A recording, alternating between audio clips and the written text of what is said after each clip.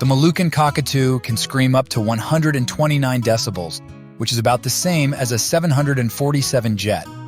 If you own a Moluccan cockatoo, it will scream to tell you that there is peril nearby. Just like dogs, their shriek warns their flock of impending peril.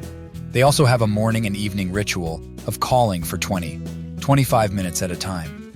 If you have more than one pet, they will frequently cry at the same time, generally immediately before bedtime. And be careful, because their screech is strong enough to harm human hearing if you get too close.